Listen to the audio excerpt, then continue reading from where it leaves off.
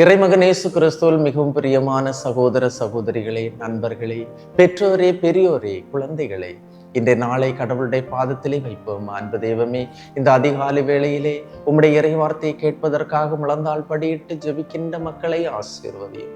ஆண்டவரே, இந்த மக்கள் முழந்தாள் படியிடும் போது உம்முடைய சந்நிதியிலே சாஸ்தாங்கமாக விழுந்து கிடக்கின்றார்கள், நெடுஞ்சான்கடையாக விழுந்து கிடக்கின்றார்கள். இவர்களுடைய வேண்டுதல்களை நிறைவேற்றி தாரும், இவர்களுடைய விண்ணப்பங்களை நிறைவேற்றி தாரும், இதய ஆவல்களை நிறைவேற்றி தாரும். உம்முடைய அருள்கரம் இவர்களோடு இருக்கட்டும். ஆசீர்வதியும். ஆண்டவரே, இன்றைய நாளில் இவர்கள் செய்கின்ற ஒவ்வொரு செயலிலும் வெற்றியை தாரும், மகிழ்ச்சியை தாரும், மன நிறைவை தாரும்.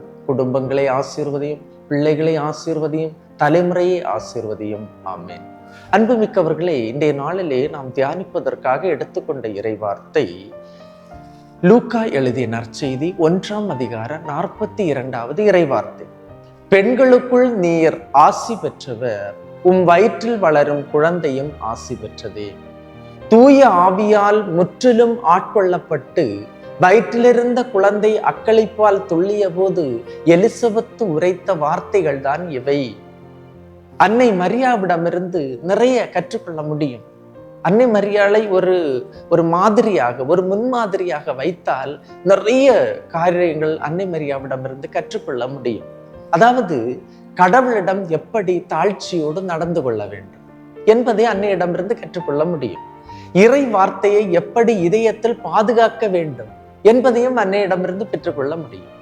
எளிமையோடு எப்படி வாழ வேண்டும், திருக்குடும்பத்தில் ஒரு தலைவியாக, குடும்ப தலைவியாக எப்படி குடும்பத்தை நடத்த வேண்டும், துன்பங்கள் வரும்போது எப்படி பொறுமையோடு இருக்க வேண்டும், நம்பிக்கை இழந்த சூழலில் எப்படி நம்பிக்கையை துளர்விட வேண்டும், மற்றவர்கள் தவறாக தங்களை புரிந்து கொள்ளும் போது எப்படி சகிப்புத்தன்மையோடு வாழ வேண்டும் என்ற எப்படிப்பட்ட